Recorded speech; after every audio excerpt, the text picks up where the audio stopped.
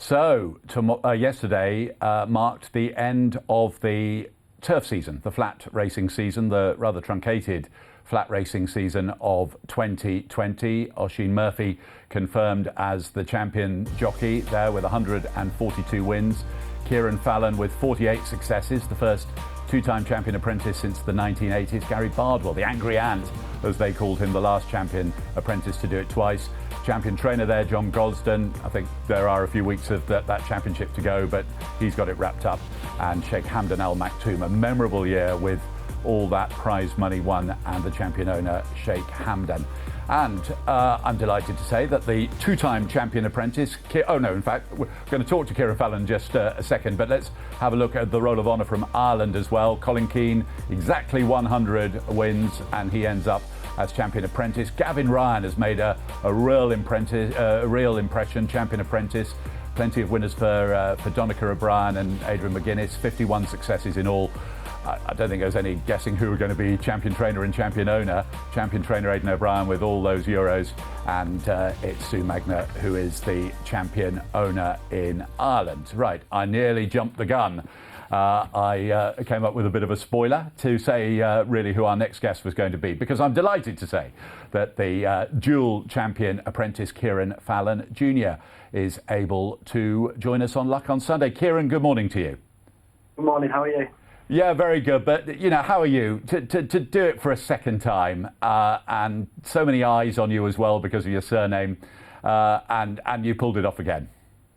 Yeah, no, look, it's it's a great achievement for me, and I just need to thank everyone who's supported me this year, who's put me up, all the trainers and owners. I've been very lucky from the start of the year. I've been well supported, and halfway through the year, I was very lucky to pick up second jockey for Qatar Racing, which helped me as soon as I lost my claim. So yeah, it's been a memorable year this year. So I'm guessing top of your thank you list, William and Maureen Haggis will be there, Qatar Racing, and the Oxted team after the Group 1 success on the July course at Newmarket. Yeah, Mr. Haggis and Maureen, they've been a big part of me. But the knowledge they've given me throughout the years has been incredible, and I can't thank them enough for that. Oxted and Roger Teal and the team back home has done nothing but put me on such a high, and to get my first group winner meant a lot to me. And then obviously the Group 1, the July Cup, just topped it off, and I think that was probably one of the main reasons why I was able to pick up second jockey. So, without all these people, I wouldn't have been able to achieve the apprentice title again. So I'm just thankful for all them people who's played a part in this year. And your dad and your mum as well, Julie, your mum, who was a good rider too. They have clearly played a big part, obviously in your upbringing, but in shaping you as a jockey. Yeah, huge part. My father, he walks all the courses with me, and he passes on his knowledge of the courses to me, which is a big benefit and a big help for me. And obviously my mum, who tries to do as much with me off the track as much as possible, and she's done an incredible job bringing me up. So what sort of things are you talking about when you say lots of things off the track? Off the track. Getting you to work out how to use a washing machine? yeah. No, she brought me up well. She's taught me a lot, and she's kept me humble and dedicated, and everything she's done behind the scenes has helped me to achieve this goal this year and last year. And your dad, is he in America at the moment? No, he's come back. He's quarantined at the minute. So we're just on the phone every day. Every time I'm racing, we're going through the races, and he should be back. He should be back riding out on Monday, I think. And when you go and walk the track, you go to, I remember very early on, Thirsk, I think, might have even been your first ride, or one of the early ones. You and Cieren Sr. went and walked the track. So what sort of things does he tell you? Stories of his whistling, or how brilliant he was King Cieren at Pontefract, or some of the great horses he rode at Newmarket? What sort of things do you find yourself discussing?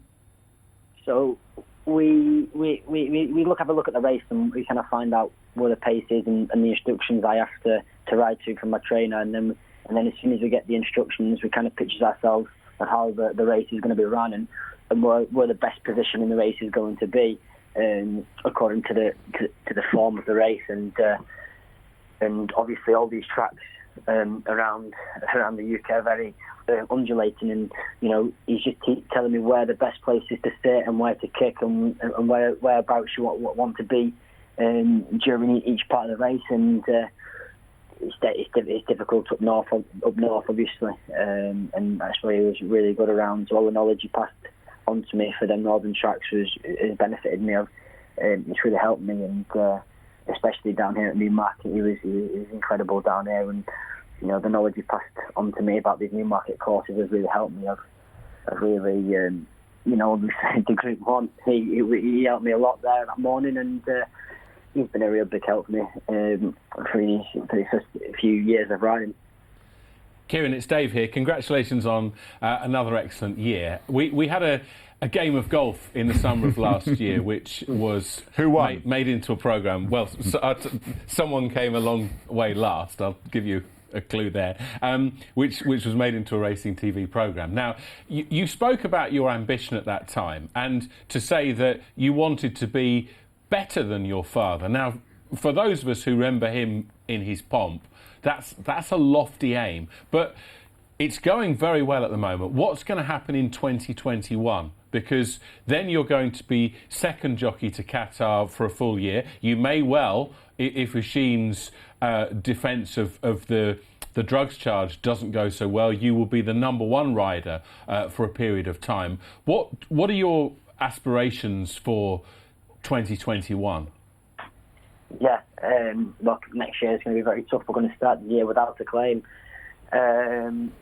But my goals for next year would be to obviously ride more winners than I have done in my previous 2 years riding. And I obviously I want to ride some more group success. I've got a brilliant horse in Oxted who's more than likely going to be able to feed me with some more success in that level, please God, and injury free. And obviously Qatar Racing, they've got some amazing horses, and hopefully I'll be able to get on board a few more very good horses and ride some group success for them. They're going to be the main targets for next year, ride more winners and try and get some more group success. Well, look, best of luck with all of that. Will you be away during the winter, or will you be slogging around on the all-weather circuit? Yeah, no, I'm going to be sticking around for Mr. Haggis and Qatar Racing, and hopefully trying to get the ball rolling for next year, really. Well, look, best of luck. Congratulations for this year. And when you're talking to your dad, give him our best wishes as well, and indeed Julie as well, because it's great to see them very much part of your story. And thanks for joining us today. Oh, thank you very much. I will do. Take care. Thanks, Cieren. Cieren Fallon Jr.